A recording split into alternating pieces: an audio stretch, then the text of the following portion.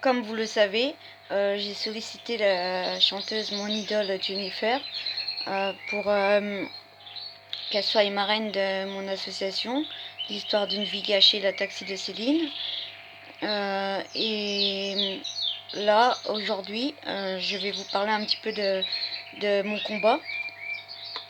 Et, euh, et désolée parce que j'ai du mal un peu à m'exprimer. J'ai écrit avant d'en parler, comme j'ai des pertes de mémoire, de travail, donc il a fallu que je compose le texte pour pouvoir en parler, et tout en espérant que mon idole verra mon message. Et je voudrais aussi remercier Kenvé, qui m'a envoyé un message, moi aussi, je lui fais des gros bisous. Donc en fait, mon combat, ma maladie, c'est une longue histoire, une très longue histoire. J'ai même pas assez de place pour raconter tout. Euh, donc ma maladie, elle est génétique et a le gène CACNA1A, la mutation à la connexine 26. J'ai été diagnostiquée en 2010, soit 21 ans après que les docteurs disent à ma mère: votre enfant a une crise de foie, elle a une appendicite, on l'opère. Et elle fait des crises d'épilepsie avec vomissements. J'avais alors 9 ans. Puis un jour, où un médicament, ce fut le Tegretol, qui me paralyse le cerveau. Me voilà en légumes, plus que 40 kilos. En fait, c'était affreux parce que j'entendais tout, je comprenais tout, mais je ne pouvais pas parler. Ça a duré comme ça pendant 5 semaines. Et nous sommes alors en 2003, j'avais 23 ans.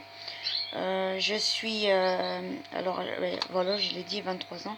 J'ai alors été suivie par une épileptologue quelques années, et elle m'oriente en 2010, quand j'avais 30 ans, vers un nouveau neurologue. J'avoue, j'ai peur. Mon neurologue, lui, m'a juste vu marcher et m'a dit que j'avais cette maladie de l'ataxie. Mais laquelle là est la question. Il y a tellement d'ataxie, alors il m'oriente à Paris, à la Pitié-Salpêtrière. Euh, et on me dit que j'ai une ataxie épisodique cérébelleuse de type 2 avec ce gène et la mutation à la connexine 26. Alors il me prescrit du Diamox, mais encore un problème, cette fois-ci je suis paralysée des membres inférieurs. Ils essayent, mais pour l'ataxie il n'y a aucun médicament. Malgré toutes ces épreuves que j'ai traversées, ces médicaments avec effets secondaires, euh, voilà, donc j'ai eu beaucoup de médicaments avec effets secondaires. Euh, Malgré tout, ce que je voulais aussi rajouter, c'est que j'ai des problèmes de mémoire et de concentration. Je suis suivie par une orthophoniste. J'aurais dû aussi l'être à l'enfant, j'y ai pas été. J'ai eu du mal à l'école. J'ai fait un CAP de paysagiste que j'ai eu. Et j'ai été humiliée en internat pendant 2 ans.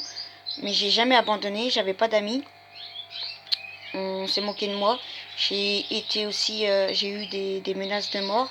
J'ai eu des coups de couteau sous la gorge. J'avais pas d'amis donc pendant 2 ans. J'étais toute seule. En plus, il fallait attendre que les dortoirs ouvrent. En salle télé, j'avais pas le droit d'y aller.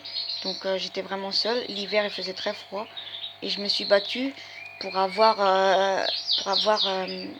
justement mon diplôme, pour que mon papa soit fier de moi.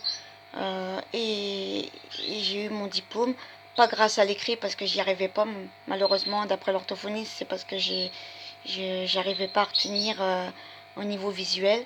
Donc grâce à la pratique, je l'ai eu, et je pense que je peux être fière de moi parce que ça n'a pas été simple. Voilà. Euh,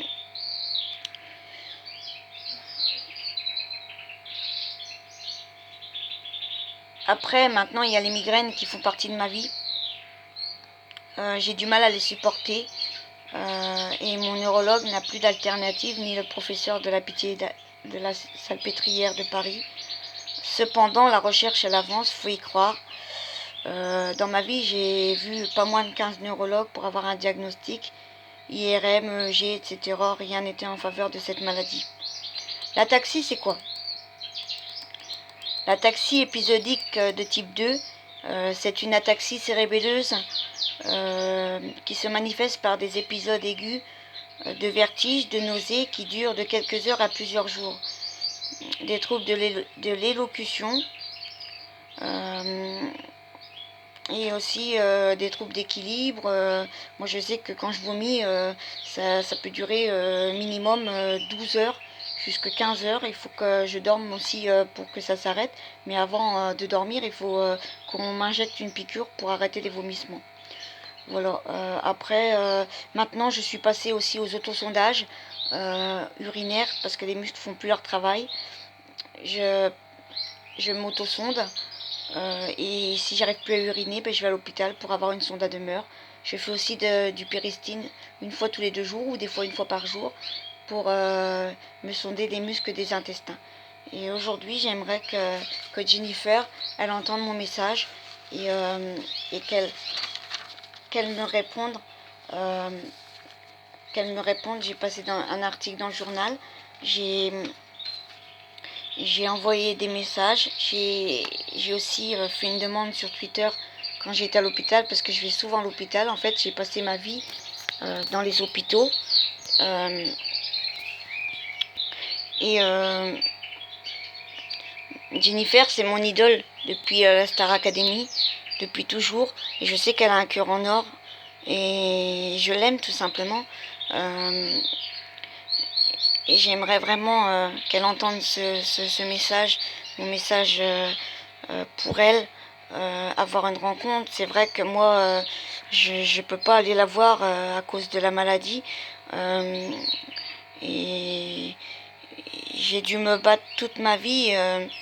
Et pour moi, rien qu'elle soit dans l'association, déjà la rencontrer pour lui expliquer un peu ce que j'ai, pour aussi donner de l'espoir aux enfants, aux familles touchées par la maladie, parce que c'est dur, malgré tout c'est dur. Quand on est enfant, c'est pas la même chose, je trouve.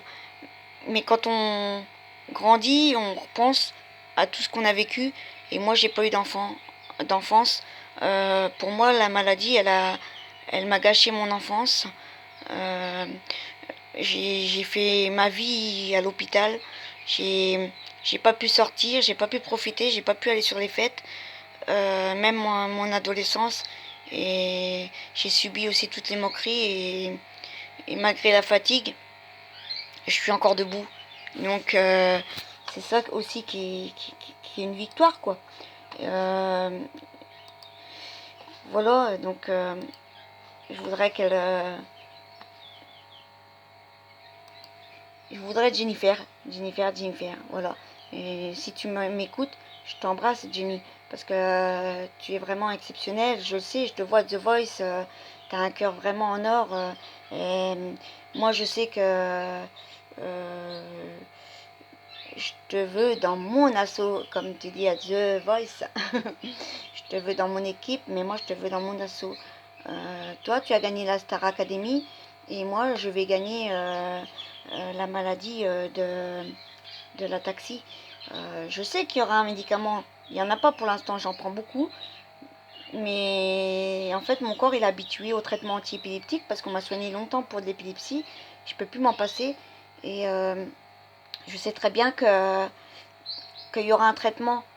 Même si pour moi, je ne le connaîtrai pas, il y en aura, je me bats aussi pour les futures générations parce que je sais très bien qu'il y en aura un dans plusieurs années. Donc, j'espère aussi te voir. Mon anniversaire, c'est bientôt, c'est le 16 octobre. Donc, peut-être, pourquoi pas te voir là. J'ai pas le droit de passer le permis à cause de la maladie. J'ai pas le droit de travailler parce que je fatigue trop vite. Alors, mon rêve, peut-être qu'il va se réaliser, qui sait. Mais moi, j'y crois. J'y crois. Et j'ai de la force pour y croire. Donc, je vais te lire un texte que j'avais composé autour du regard quand j'avais été dans l'Indre pour parler de la maladie, pour écouter, pour échanger avec d'autres malades, de la mucoviscidose, d'autres handicaps différents de moi. Moi, il y a 50 à 100 formes d'ataxie et là, on est à moins de 20 000 personnes touchées par la maladie en France. Donc, voilà, petit texte avant de vous dire au revoir. Alors, avoir de la force et du courage. Voilà mon texte. Il faut de la force pour s'exprimer. Il faut du courage pour aller jusqu'au bout des choses.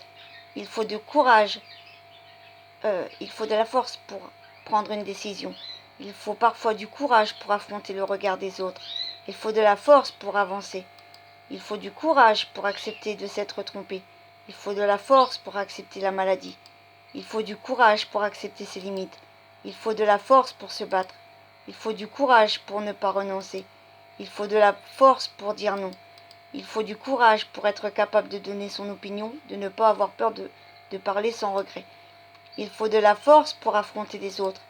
Il faut du courage pour s'affronter soi-même. Il faut de la force pour réussir.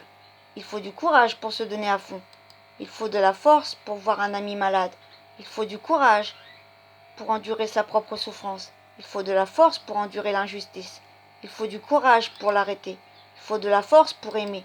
Il faut du courage pour s'en aller. Il faut de la force pour vivre. Il faut du courage pour survivre. Il faut du courage et de la force pour faire face à sa maladie, seul et beaucoup d'espoir. Les migraines me gâchent la vie, mais malgré tout, on n'a pas le droit d'abandonner. Voilà, petit texte que j'avais dit autour du regard le 20 mai 2017. Voilà. Maintenant, j'espère de tout cœur que mon idole entendra mon message d'espoir, de force, de tout cœur. Et j'embrasse tout le monde. Et merci Twitter d'être là pour moi. Merci tous les réseaux sociaux. Et j'embrasse tout le monde, tout le monde, tout le monde. Et bisous, bisous Jennifer. À bientôt.